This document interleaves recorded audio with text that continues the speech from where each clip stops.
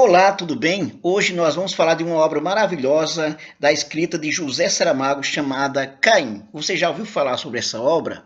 Bom, se não viu, desde já aconselho a fazer a leitura dessa obra, pensar sobre ela, refletir sobre ela e discutir inclusive com os colegas, que tem muito para nos ensinar. Olha só, primeiro, antes da gente falar sobre o livro Caim, vamos falar só um pouquinho sobre o José Saramago. É esse escritor português que já foi prêmio Nobel de Literatura, que faleceu há pouco tempo, e que ele escreveu uma obra, inclusive, que deu a ele o prêmio Nobel da Literatura, chamado Evangelho segundo Jesus Cristo. Também ficou conhecido com um livro chamado Ensaio sobre a Cegueira, que vamos falar sobre esse livro também em outro momento. Esse livro também, do Ensaio sobre a Cegueira, foi também transformado num filme, que também ficou muito bom, esse filme. Bom, qual o estilo do José Saramago? O José Saramago, ele trabalha com a literatura do caos. Ele trabalha com aquilo que não é convencional. Ele cria, inclusive, histórias baseadas na Bíblia, como nós temos Caim, o Evangelho segundo Jesus Cristo, e que ele traz para o nosso tempo, faz uma leitura humana da realidade, daquela história, trazendo para uma realidade, trazendo para a subjetividade, para o questionamento também. Essa obra, por exemplo, do Ensaio sobre a Cegueira, é uma obra que trata do caos que se vê a partir do momento que as pessoas começam a ficar cegas, e aí tudo entra numa grande complexidade, numa grande ebulição, e as pessoas ficam todas agoniadas. Esse livro é muito interessante também para discutir a nossa realidade. Bom, o que diz Caim? Caim, nós já sabemos da história bíblica, que foi aquele filho de Adão e Eva que assassinou o irmão Abel. Foi condenado por Deus exatamente por isso. Não é? É a história que nós sabemos, é a história bíblica. O que é que o José Saramago fez? O José Saramago fez o seguinte: ele pegou essa história do Caim e vai fazer exatamente uma leitura, trazendo o leitor, uma escrita, trazendo o leitor para uma perspectiva do questionamento sobre a realidade que Caim viveu, os momentos que ele viveu, as coisas que ele viveu, e trazendo um pouco para o nosso tempo.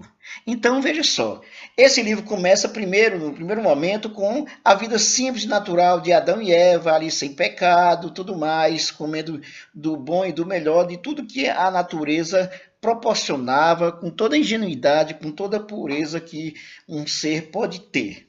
Então, Adão e Eva no paraíso, a famosa história de Adão e Eva no paraíso. Esse paraíso ele começa a deixar de ser paraíso praticamente quando temos a história de que Adão e Eva comeram do fruto proibido, que simbolicamente seria a maçã, né? Seria a maçã, que depois a gente vai ver que essa história do fruto proibido vai ser o conhecimento, né? A ideia do conhecimento. Então, Adão e Eva comem a maçã. Adão vai comer a maçã a partir da tentação feita por Eva. Aí vem a história de Eva, que a partir do momento a mulher passa a ser castigada e vai sofrer com dores de parto. A mulher vai ser praticamente condenada ad eterno, por toda a eternidade, a partir desse pecado original trazido por Eva, que não era para comer a maçã proibida, essa maçã que foi trazida pela serpente. E Adão caiu nessa história. Então, desde já, a mulher passa a ser já condenada nessa história. O que é que o Saramago faz? Ele coloca a Eva nesse momento como uma protagonista muito interessante, que ela vai, inclusive, negociar com os anjos para poder viver, para poder sobreviver, para poder se alimentar e poder ela e o Adão viverem tranquilamente. Então, Adão, o que acontece? O Adão, ele não quer negociar com os anjos, porque já vem aquela história de que não pode mexer com o que Deus determinou, todas essas coisas aí. Então, o Adão, ele vai se esquivar dessa negociata, dessa negociação que Eva quer fazer com os anjos, e ela consegue, né? O que é interessante nesse momento é que a leitura que o Saramago nos proporciona com o paraíso, com Adão e Eva no paraíso, é exatamente trazendo para o questionamento sobre como essas primeiras pessoas, biblicamente, né, elas viviam com a sua pureza e como também Deus determinava todas as coisas e que eles não podiam, inclusive, se questionar nada. Esse questionamento passa a haver a partir do momento que acontece o quê? Exatamente eles comem do fruto proibido. Depois a história vai se desenrolar. Vem os filhos de Adão e Eva, Caim e Abel, os dois irmãos, os primeiros irmãos da humanidade, segundo a Bíblia. E aí o que é que acontece? Abel, ele vai ser o preferido por Deus e o Caim lá vai se revoltar com essa história. Como é que começa toda essa história aí? Tudo começou com a história da fumaça que subiu mais do que a do irmão, ou seja, estava o Caim e o Abel fazendo uma fogueira para ofertar a Deus, para agradecer a Deus pelas coisas. E o que acontecia? A fumacinha que subisse mais seria a fumaça que Deus aceitaria, que consideraria melhor. E o que acontece? O Abel vai ter a sua fumacinha, né, a sua fogueira, vai subir mais do que a do Adão. E o Abel, a fumacinha do Abel sobe mais do que a fumacinha do Caim. E o que é que acontece? O Abel começa a tripudiar do Caim, porque a fumacinha dele ficava muito baixa e ele começou a rir, começou de certa forma, esculhambar o irmão, né? Então, o Caim gostava muito do Abel. Então o Abel começa a tripudiar exatamente porque Deus aceitou a sua fumacinha, a sua oferta e não aceitou a do Caim. Bom, a história não fica bem por aí, porque aí o Caim vai se revoltar. E ele se revolta de tal forma que ele chega a matar o irmão Abel. Tá? Fica muito revoltado pela humilhação que sofre do irmão e vai e mata esse irmão. Então Deus cobra de Caim explicações e o amaldiçoa por toda a vida. Então, por que você matou o seu irmão, tal? Então ele amaldiçoa o Caim por toda a vida. Mas o Caim não fica quieto com essa história. Caim questiona Deus. A culpa é sua. Se você é todo poderoso, como é exatamente que aceita uma oferta de um e não aceita o outro, que permite que, inclusive, eu chegue a matar o meu irmão? Então, nesse momento aí, o Caim, ele vai ser, na escrita do Saramago, vai ser trazido como uma pessoa assim do mundo, um sujeito que busca a reflexão das coisas. Por que isso acontece? O senhor não é tão poderoso, como é que o senhor deixa exatamente que dois irmãos cheguem inclusive um a matar o outro? Como é que você vai preferir um irmão? Tá? Então, a partir daí, o Caim começa a questionar Deus e Deus não gosta de ser questionado, tá? Exatamente quando comeram do fruto proibido é onde vem o questionamento e Deus não gosta de ser questionado. Pelo menos esse Deus construído pelo cristianismo não gosta de ser questionado, ele se revolta até. E o Caim não deixa para trás a história. Com a condenação do Caim, né, ele passa a viver vagando pelo presente, passado e futuro. O Caim passa o resto da sua vida vivendo várias situações.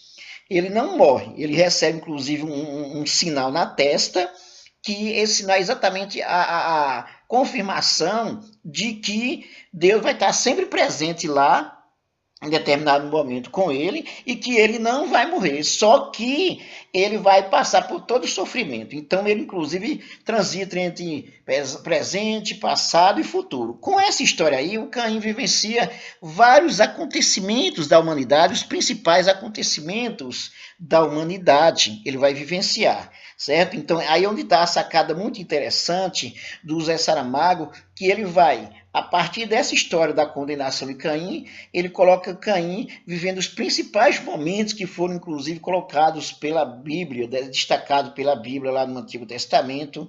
Então, ele vê, por exemplo, Abraão preparando o assassinato do filho Isaque, e ele fica muito, muito decepcionado com Deus. Como é que Deus tão poderoso, como é que um Deus tão maravilhoso, um Deus que sabe todas as coisas, ele pede uma prova de um pai que mate o filho para provar que ama Deus. Então, na cabeça dele não entendia essa história. Claro que para os cristãos evangélicos, principalmente, essa história é uma grande uma aberração, né? Essa história que o Saramago vai construir. Por quê? Porque o Saramago coloca Caim questionando Deus, né, como filho de Deus, questionando Deus, como nós, filhos de Deus, questionando a sabedoria de Deus, tudo que o Deus é possível de fazer, tudo que ele pode fazer. Então ele vê o Abraão preparando o assassinato do filho Isaque. Então, na cabeça dele, como é que entra essa história? Como é que Deus tem ciúme? Deus não confia nos seus filhos?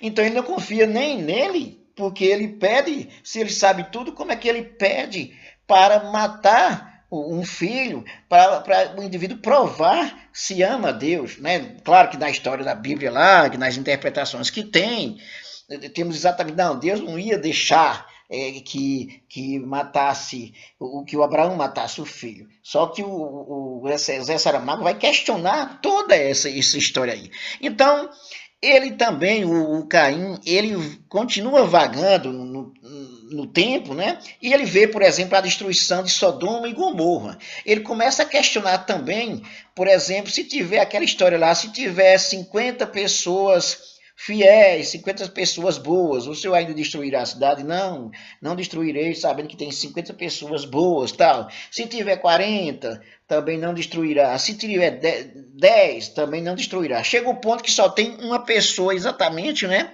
que, esqueci agora o nome, desculpe, esqueci agora o nome, mas só tem uma pessoa que não... só tem uma pessoa que é fiel a Deus, né? E a história de Sodoma e Gomorra é aquela história exatamente que ela vai ser destruída por causa da homossexualidade, por causa exatamente, a história de sodomia vem da homossexualidade. Desde então, exatamente tudo que é gay é condenado pela Bíblia, pelo menos é pela Bíblia, né? Coisa que também eu não concordo com essa história aí, que essa história é muito, muito esquisita, essa história de um Deus condenando o seu filho. E é a leitura que o Saramago nos proporciona. Então, exatamente, o que é que acontece? Acontece a destruição, somente uma pessoa exatamente que era fiel a Deus, né, e que era protegida, mas a mulher, inclusive, que olhou para trás, a mulher que olhou para trás, ela vai virar uma pedra de sal, né? Essa é a história. Mais um questionamento interessante, porque não podia olhar para trás, porque a mulher foi morta só porque teve a curiosidade de olhar para trás. Na Bíblia estava escrito que isso não pode, né? Então, o Caim, na literatura do Saramago, vai questionar. Então, veja só, e os inocentes, as crianças inocentes, elas tinham pecado? Como é que as crianças inocentes? Essa é uma resposta que Deus não sabe dar a Caim, tá? Não sabe dar. Então, Deus não gosta desses questionamentos que o Caim faz.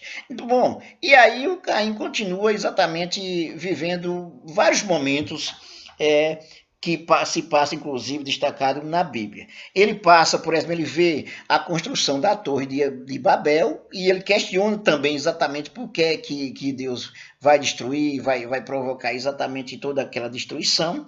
O Caim também tem uma visão nessa história todinha aí de questionamento. Ele vê também toda a destruição, todo o sofrimento que o Jó passa, que também na cabeça dele não dava para entender toda aquela história todinha. Como é que Deus agora vai fazer uma brincadeirinha com o diabo para saber exatamente quem tem mais poder? Ou então, o pior ainda, se Deus sabia que é mais poderoso, sabia que ia ganhar a parada, como é que ele faz uma aposta sabendo que já vai ganhar a parada, né? Então seria uma má fé de Deus. É o questionamento que o Caim faz, né?